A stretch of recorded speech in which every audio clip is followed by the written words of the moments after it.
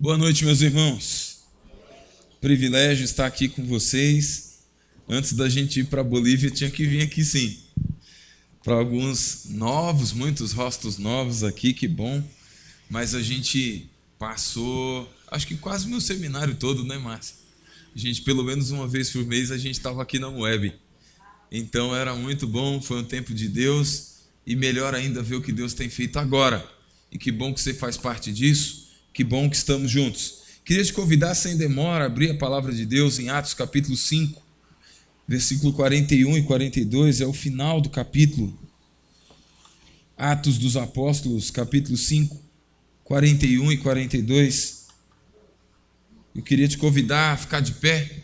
Nós vamos fazer essa leitura. Eu vou ler a primeira vez e a igreja vai ler a segunda vez. São apenas 2 versículos, mas muito preciosos para nós. A palavra de Deus diz assim: E eles se retiraram do sinédrio muito alegres por terem sido considerados dignos de sofrer afrontas por esse nome. E todos os dias, no templo e de casa em casa, não cessavam de ensinar e de pregar que Jesus é o Cristo. Leiam vocês agora 41 e 42.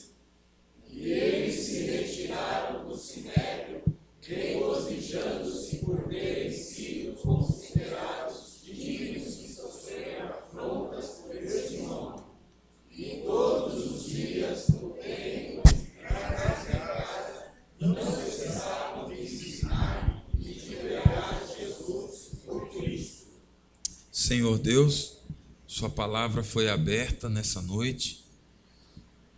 Nós já lemos outros textos preciosos, já vimos o quão privilegiados somos, o quanto o Senhor nos ensina a ser perseverantes, o quanto o Senhor nos dá esse senso e essa alegria da salvação, o quão maravilhoso é cantar os louvores que falam a respeito do teu caráter, da tua pessoa, e ao mesmo tempo, ó Deus, dos teus feitos, tuas ações sobre nós, das tuas maravilhas, ó Deus, sobre as nossas vidas e a vida de todo o povo do Senhor, espalhado pela face da terra, que também foram alcançados pelo Senhor em outros momentos da história da humanidade, e agora agradou o Senhor a chamar cada um de nós também, nos dar a alegria, Deus, de reunir para cantar, para ler Tua palavra, para ouvir Tua voz, para ofertar nossas próprias vidas, através dos dons e talentos que o Senhor tem nos dado, e também através, ó Deus, dos dízimos, das ofertas, como entregamos ao Senhor. E agora, Pai, acalma nosso coração, tira da nossa mente, ó Deus, tudo que não vem da Tua palavra, tudo que não tem a ver, ó Deus, com esse momento de adoração, de quebrantamento, de confissão, de exaltação, todo incômodo, ó Deus, espiritual, que o Teu Espírito Santo repreenda, e que nós tenhamos um momento agora, ó Pai Santo, na Tua mesa espiritual, mesa da qual daqui a alguns instantes também participaremos fisicamente, lembrando de todos os dons, todas as bênçãos, todas as dádivas que nós já recebemos pela vida de Jesus Cristo na nossa vida. Então abençoe, Pai, esse tempo agora da reflexão da Tua palavra, mas que seja uma reflexão ativa, enquanto a gente ouve a Tua voz, que o Teu Espírito mova o nosso ser, tire de nós, ó Deus, tudo que não é do Teu agrado e tudo que não louva o Teu nome, e multiplique em nós tudo que exalta o Senhor, tudo que nos coloca diante da Tua presença como adoradores verdadeiros que Te adoram em espírito e em verdade. Fala conosco, te pedimos humildemente em nome de Jesus. Amém.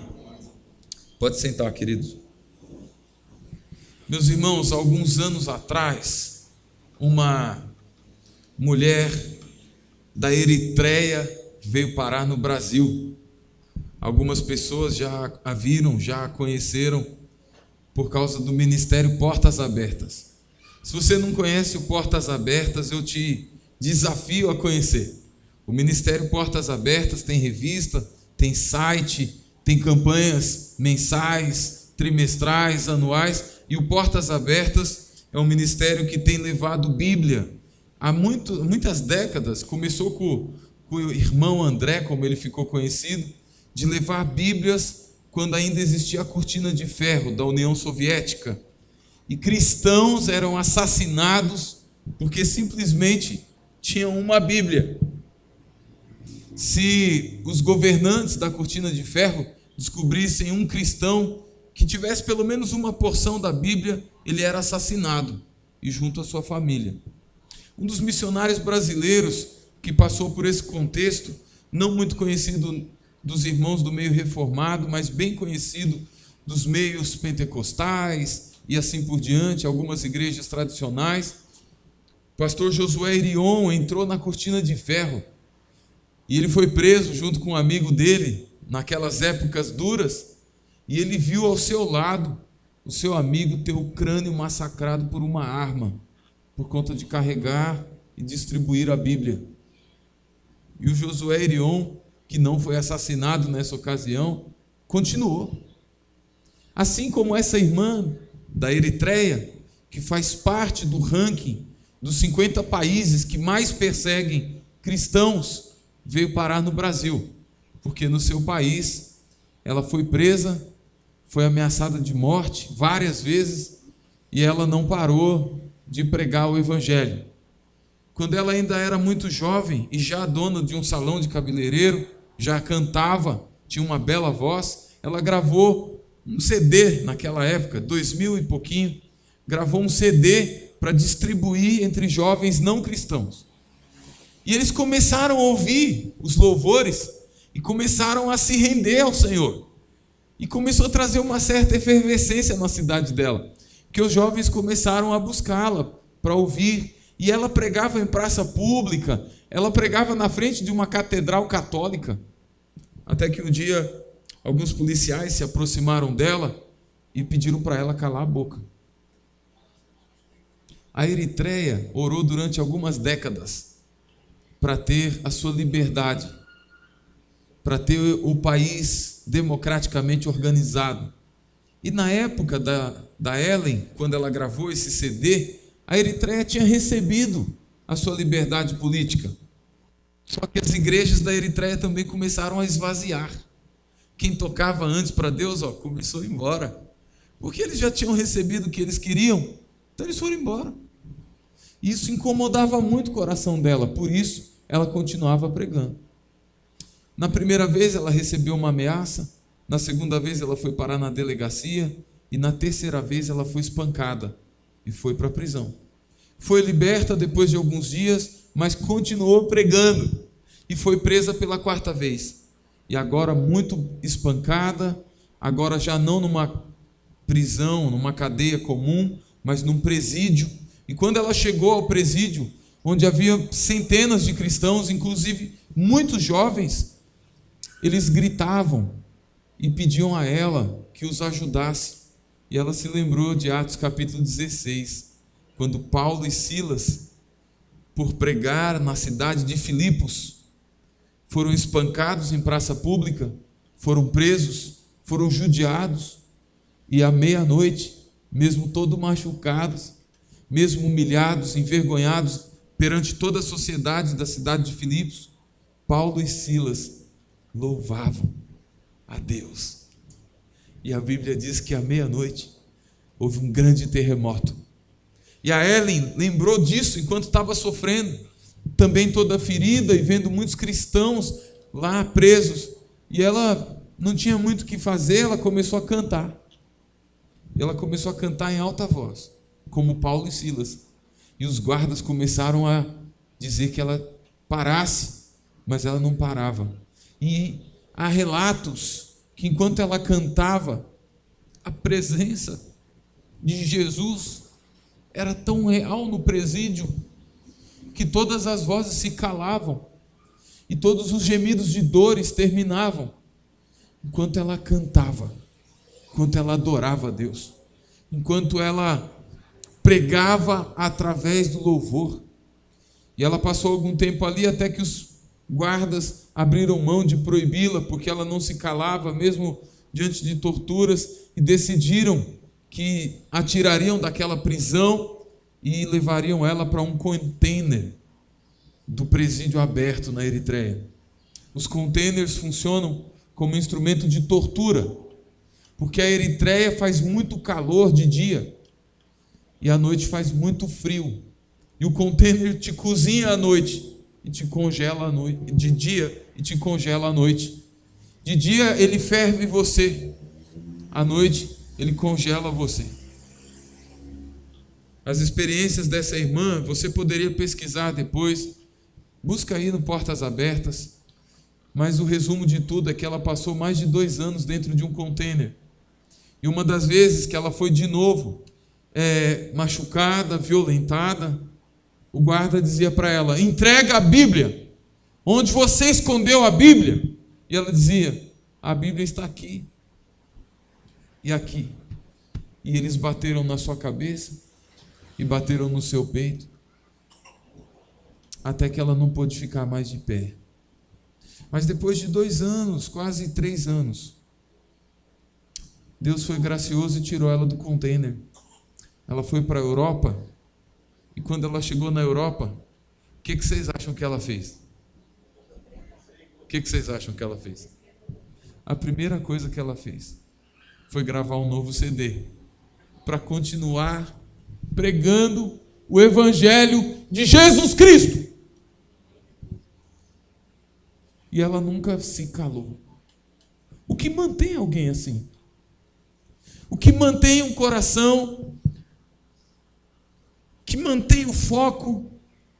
O que mantém a visão de alguém que sofre tanto, mas mantém a mão no arado, sem olhar para trás? O apóstolo Pedro, aqui nesse caso, e João, no texto que nós acabamos de ler, haviam acabado de ser injustiçados, espancados publicamente, em praça pública, foram ameaçados, injuriados. E aqui em Atos capítulo 5, não é a primeira vez que Pedro e João vão ser presos. Assim como o apóstolo Paulo, assim como Tiago, assim como todos os outros cristãos dos primeiros séculos, não é a primeira vez que eles foram ameaçados. Se você olhar no capítulo 4, aqui ao lado, você vai ver que a primeira vez que eles foram presos, os homens disseram: parem de falar do nome de Jesus. Parem de anunciar esse nome. Jerusalém está de cabeça para baixo. As pessoas estão mudando os hábitos familiares, religiosos, políticos, sociais. Parem! A igreja de Jerusalém já tinha aproximadamente 10.000 membros nessa época aqui. Porque na primeira pregação, quase 3.000. Na segunda, mais 2.000. Atos capítulo 4, versículo 4, diz que a igreja já contava com quase 5.000 homens, fora mulheres e crianças. Dá uma olhada à sua volta. Tem mulheres. Tem crianças, não tem? A igreja de Jerusalém era uma mega igreja. Mas Pedro e João eram ameaçados. A Bíblia diz que a primeira vez que eles foram presos foi por inveja. E sabe por que as pessoas ficaram com inveja de Pedro e João? Porque eles disseram para um homem: eu não tenho prata e eu não tenho ouro, mas o que eu tenho eu te dou. No nome de Jesus de Nazaré, levanta, fica de pé. O homem ficou de pé? Ficou de pé, irmãos? Não, ele não ficou de pé. Ele pulou. A Bíblia diz que ele deu um salto. Porque o nome de Jesus é poderoso para curar o corpo, mas para transformar a alma.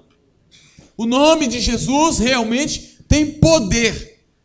O nome de Jesus realmente pode e faz coisas inimagináveis aos olhos humanos, pela vontade humana. O nome de Jesus pode mudar uma pessoa, uma família, um bairro, uma cidade ou um país. O nome de Jesus pode tudo que eu e você não podemos. Pedro e João foram presos a primeira vez por isso. Os homens os ameaçaram e disseram que eles deveriam se calar. E a pergunta deles diante dos seus ameaçadores dos juízes, dos inquiridores é: o que você acha que é mais certo? Obedecer a Deus ou aos homens? E eles escolheram seguir obedecendo Deus, proclamando o nome de Jesus. E por isso foram presos de novo. E o que você acabou de ler no capítulo 5, 41 e 42, é exatamente o momento em que eles saem da segunda prisão. E se você prestou atenção no texto, mantenha sua Bíblia aberta, disse que eles continuaram todos os dias. Eles não pararam. Diante de tudo isso, diante da primeira, da segunda, talvez alguns de nós dissessem assim: eu vou embora da Vila Carrão. Eu já preguei aqui várias vezes, já dei cesta básica, já abençoei muitas famílias e agora estão me ameaçando, e agora querem fechar a porta da Moeb, da igreja. Eu vou embora desse lugar. Esse povo duro de coração. Pedro e João não. Continuaram. Irmão, o que faz um crente manter o seu foco? O que faz um crente continuar servindo a Deus na música, na pregação, na evangelização dos seus vizinhos, do seu bairro, talvez da sua família? O que faz uma mãe orar 5 anos, 10 anos, 20 anos pela conversão de um filho? O que faz uma esposa ou um esposo orar pela restauração, pela transformação da sua casa 30 anos, 40 anos? Primeira coisa, senso de privilégio. O que manteve Pedro e João aqui firmes, focados, está no 41. Eles saíram muito alegres. Eles, como disse minha avó, quase se tornaram um caldo de galinha ensopado em praça pública. E eles saíram de lá como se tivessem comido uma feijoada. Muito alegres, satisfeitos. Sabe por quê? Porque eles se sentiram dignos de sofrer por causa do nome de Jesus. Dignidade, senso de privilégio, identidade cristã. O nome dele importa muito mais do que o nome de Pedro e João. Sofrer algo por causa do nome precioso é muito mais caro do que receber bilhões na sua conta bancária. É muito mais valioso do que ter rubis e diamantes no seu dedo, no seu cofre particular. É muito mais valioso do que ter uma ilha no seu nome. Porque todas as riquezas desse mundo não podem se comparar às glórias que alguém recebe por causa do nome de Jesus. Dignidade, privilégio. Pedro e João se sentiam os homens mais abençoados daquela sociedade. Pedro e João se sentiam os pastores mais felizes do seu ministério.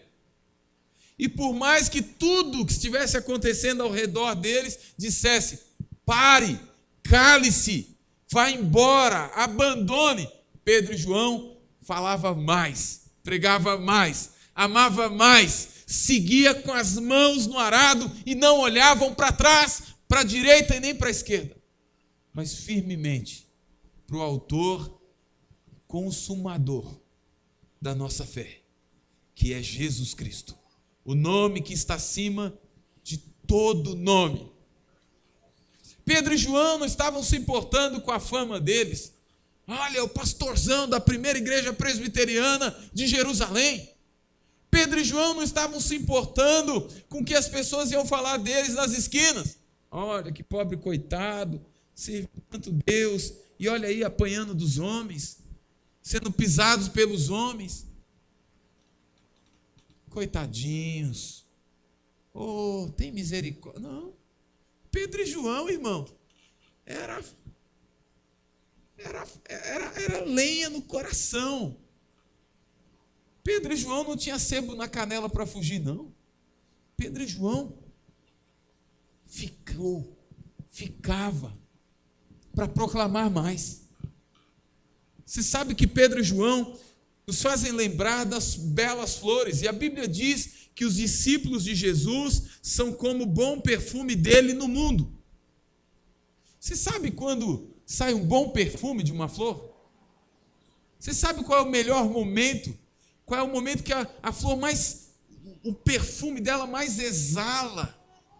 Sai aquele cheiro maravilhoso quando você pega uma pétala dela na sua mão e esmaga.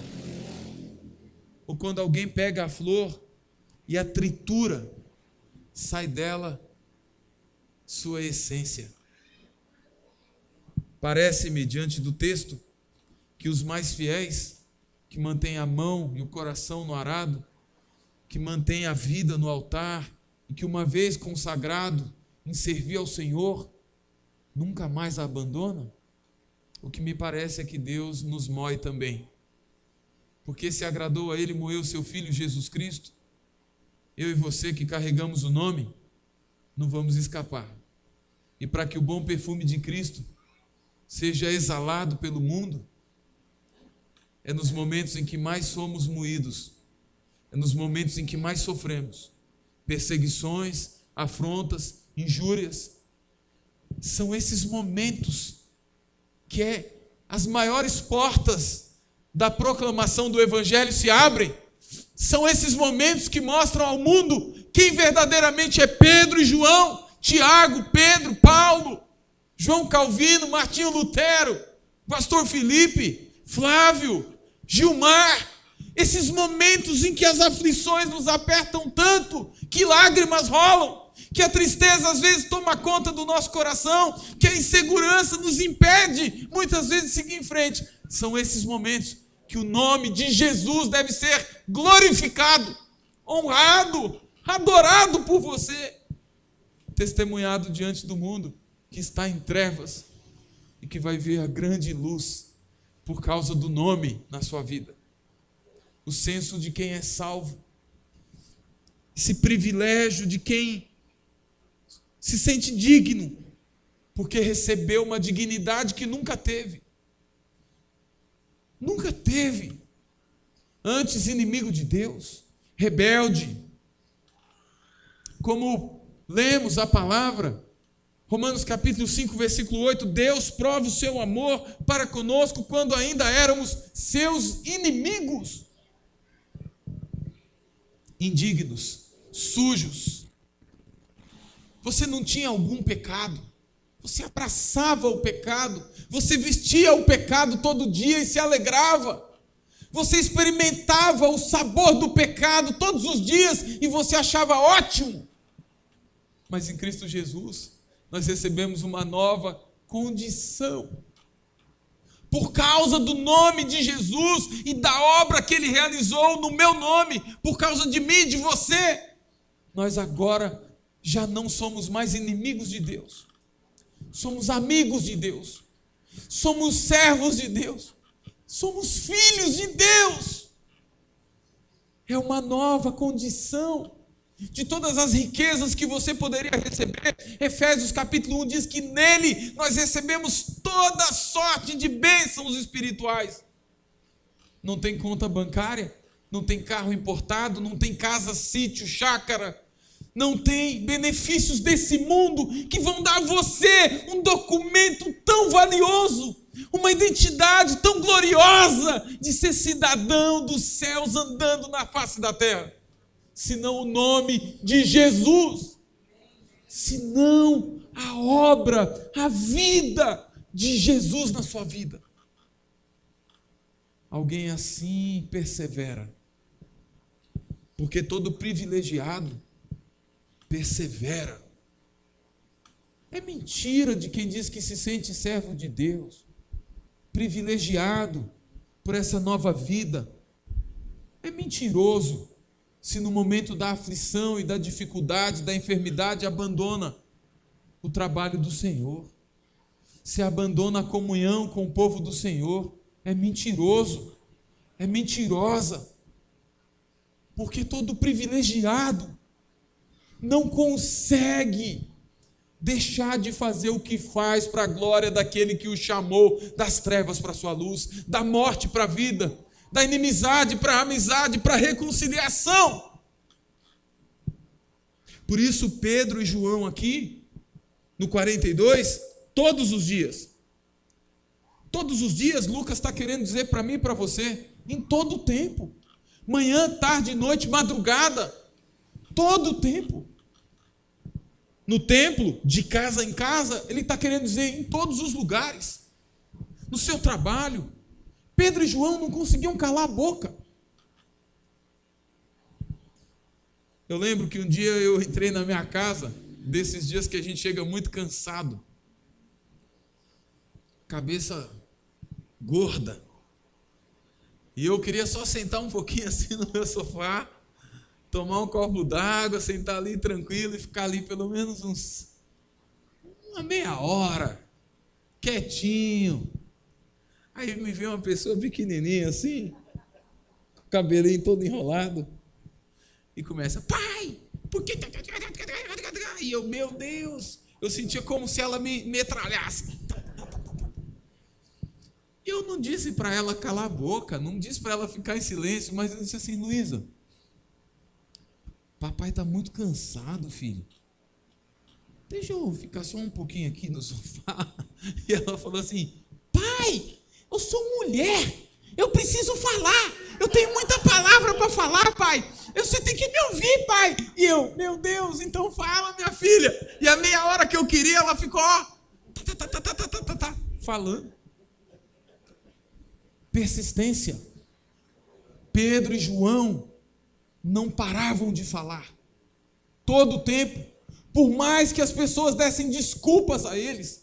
Por mais que as pessoas dissessem: Pedro, João, vai dar problema. Pedro, João, os homens estão irritados. Pedro, João, os religiosos vão mandar prender vocês igual prenderam o mestre. Pedro, João, a vida de vocês está em perigo. E eles não paravam de falar. É um imperativo da alma de um privilegiado.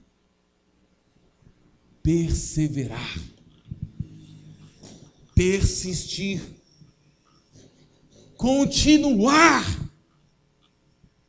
Pedro e João, de dia e de noite, no templo, em casa, na feira, no sacolão, na rua, Pedro e João não conseguiam parar.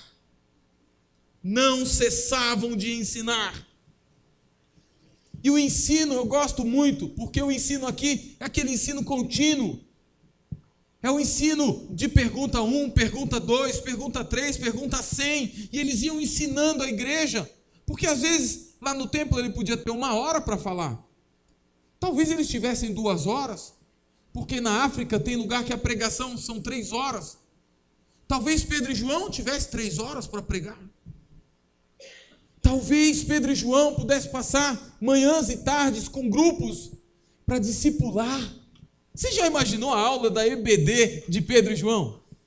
Rapaz, os homens foram alunos de Jesus, face a face.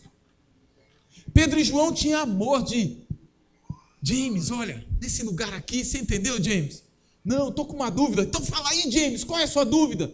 Não, é isso aqui. Então olha, James, aqui, segundo o Evangelho, segundo o Antigo Testamento, a lei de Moisés, nos Salmos, olha o que diz no Salmo sobre isso, olha o que os profetas disseram. Pedro e João ensinavam didaticamente, como professores. Eles não paravam de ensinar, em qualquer lugar, em qualquer situação. Mas quando a palavra diz que eles não cessavam de ensinar e de pregar, aqui mexe com todo mundo, porque o ensinar aqui é um verbo do grego, pregar aqui é outro verbo, e o verbo pregar aqui é evangelizar. Pedro e João não cansavam de pregar sermões, de dar aulas de escola bíblica dominical, de participar de discipulados, de treinamento de líderes. Pedro e João não se cansavam de equipar os santos, mas Pedro e João também não perdiam oportunidades, pequenas, médias ou grandes. Se você lembrar de como ele evangelizou o rapaz que estava aleijado, Você vai ver que não dura nem 20 segundos. Não tenho prata nem ouro, mas o que eu tenho, toma. Em nome, no nome, não de Pedro, João, de Tiago, mas no nome de Jesus de Nazaré. Levanta e fica de pé o homem, pum, dá o pulo. É o nome de Jesus. Pedro e João não perdem as grandes oportunidades, mas Pedro e João não perdem também as pequenas oportunidades. Quem é privilegiado persevera, persiste em todos os lugares, todas as situações da sua vida. Você tem oportunidades de dizer quem é Jesus. Qual é o valor do nome para você? Pedro e João fizeram isso. Todo crente que põe a mão no arado e não olha para trás, não perde oportunidade. Não perde. Se você perdeu, peça perdão pelos seus pecados. Às vezes alguém diz assim, mas pastor, eu não tenho experiência. Eu nunca fiz um curso de liderança, eu nunca fui no seminário. Deixa eu te falar uma coisa. Se você conheceu Jesus hoje à tarde, agora à noite você já pode falar do nome dele. Não é desculpa. Não, pastor, é que eu não sei direito como falar. Você não sabe não? Jesus disse que você nem precisa.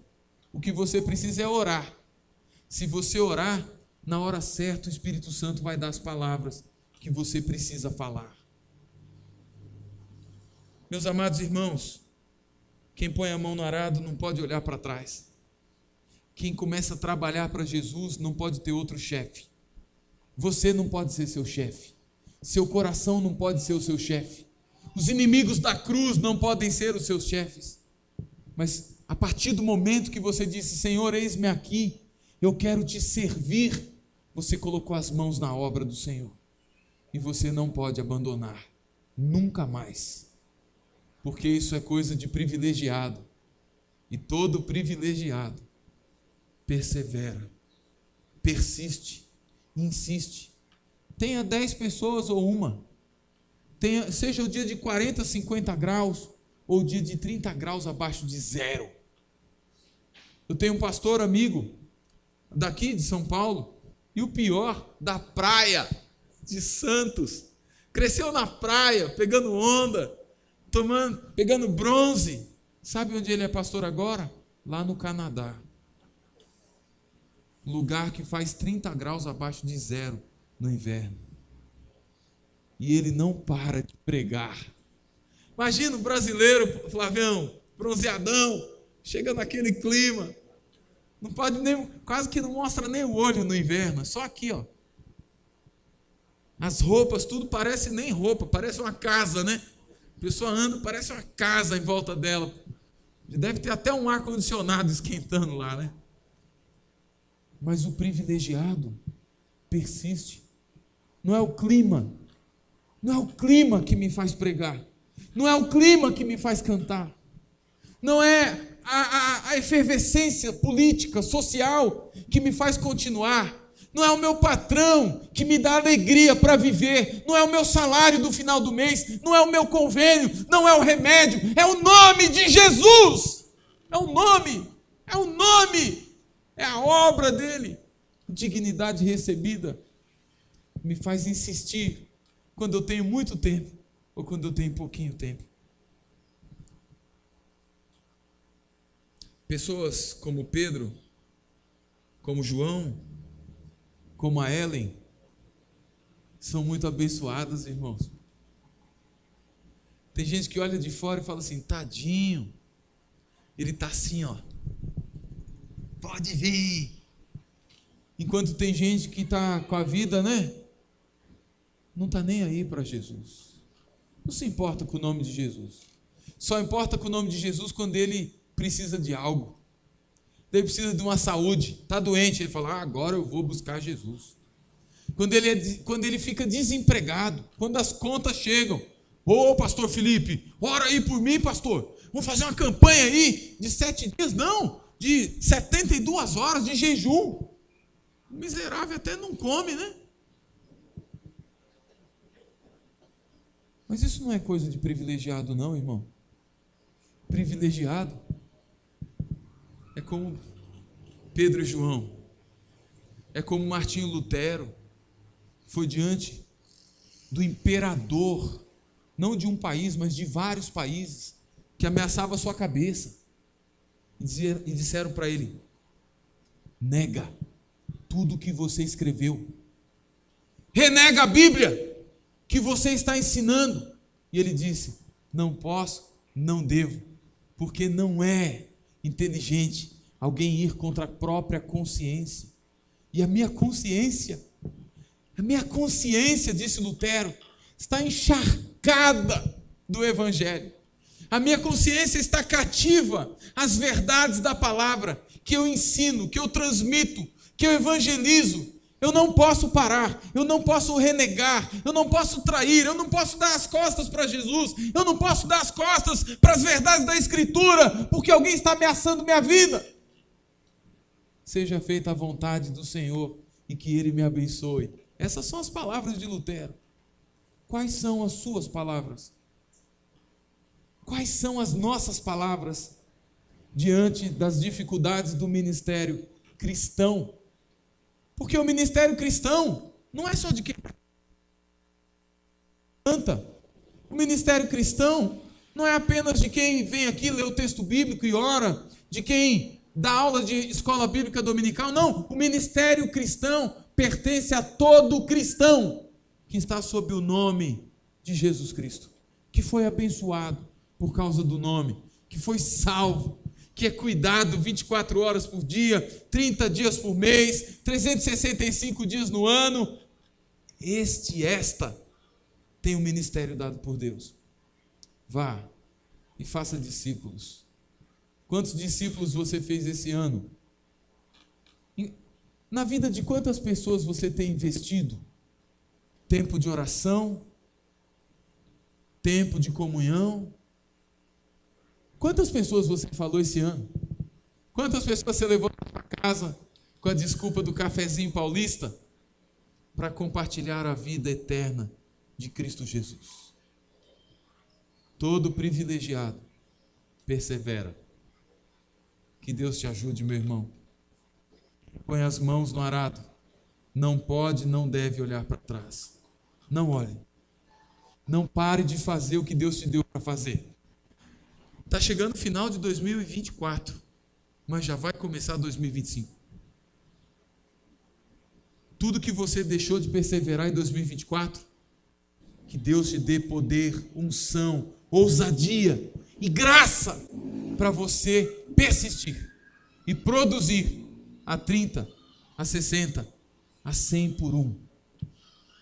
Que Deus use sua boca, que Deus use seus olhos, suas mãos, que Deus use sua família, que Deus use sua saúde, mas use também sua enfermidade, para glorificar o nome que está acima de todo nome. Que Deus use o seu dinheiro, mas que Deus use o seu desemprego. Que Deus use sua força, mas que Deus use também a sua fraqueza. Mas que o nome de Jesus seja conhecido, crido, temido, através do seu ministério. Pai, como mãe, como filho, como filha, como um trabalhador, tudo seja feito para a glória do nome do Senhor. Como é que você está terminando o seu ano? Assim. Ai, não vejo a hora do Natal. Ai, a virada do ano, dá 7 pulinhos nas ondas. A sopinha de lentilha, quem sabe? Né? A roupinha branca, para tirar o mal olhado. Você é um privilegiado. O seu nome está escrito no livro da vida. Não tem anos dessa terra, não tem sofrimento desse planeta, não tem dor do seu corpo, da sua mente, que possa apagar o seu nome, que foi escrito pelo sangue do Cordeiro, que morreu e ressuscitou ao 3º dia para garantir a vida eterna a você. É um privilégio ser crente. Se você estava assim, que o Espírito Santo te levante. Porque tudo que Pedro e João fez e viveu, não foi no poder deles. Você lembra de Pedro e João? João era violento, rancoroso. Em Samaria, João disse: Senhor, quer que a gente ore para cair fogo do céu e queimar todo mundo aqui? E Jesus disse: não, João, calma. Por que você acha que Jesus chamava ele de Boanerges, filho do trovão? Pedro, bocudo, briguento, traidor, negou Jesus. Tem alguma coisa em você que lembra o velho Pedro, o velho João? Você tem rancor no seu coração, meu irmão, minha irmã? Tem mágoa escondida aí dentro? Tem raiva? Você fala demais? Ou você fala de menos? Porque o pecado da omissão é tão pecado contra o pecado daquele que fala muito e faz muita coisa errada. Quem não faz também está em pecado. Aqui é um novo Pedro, aqui é um novo João. Nós estamos no capítulo 5 de Atos dos Apóstolos, final do capítulo 5 para o capítulo 6. Sabe por quê? Porque na trajetória de Pedro e João, teve Atos capítulo 2, o derramar do Espírito Santo mudou a vida do antigo Pedro, nasceu o novo Pedro. O Espírito Santo mudou o coração, a visão de João, e agora aquele que queria se vingar, que tinha rancor dos samaritanos, tem amor, se tornou discípulo do amor. O Espírito Santo tomou a vida de Pedro, de João e de todo servo e toda serva que colocou as mãos no arado. Mãos à obra, meus irmãos. Não desanime, não pare, mas dependa do poder do Espírito Santo, como Pedro e João. No seu poder, na sua força, não vai dar nada não. Ah, pastor, mas eu fico até com medo, Felipe. Quando chega o irmão assim: pastor, agora nós vamos fazer, agora nós... Eu falo: não vai sair nada, meu Deus. Não é você, não é o seu senso de privilégio, não é a sua força de persistência, é o Espírito Santo ministrando no seu coração o quanto você é abençoado em Jesus, por ser de Jesus, por ter Jesus. É o Espírito Santo te dando força quando você é fraco, é o Espírito Santo alegrando sua vida quando você está triste, é o Espírito Santo do Senhor te dando ânimo quando você está desanimado. Dependa do Espírito Santo, busque o Espírito Santo, peça a Deus que te dê o dom, que te dê alegria no Espírito e a vida vivificada pelo Espírito do Senhor. Assim a vida de Jesus será a sua vida, a morte de Jesus será a sua vitória e não seu medo. Que Deus te abençoe.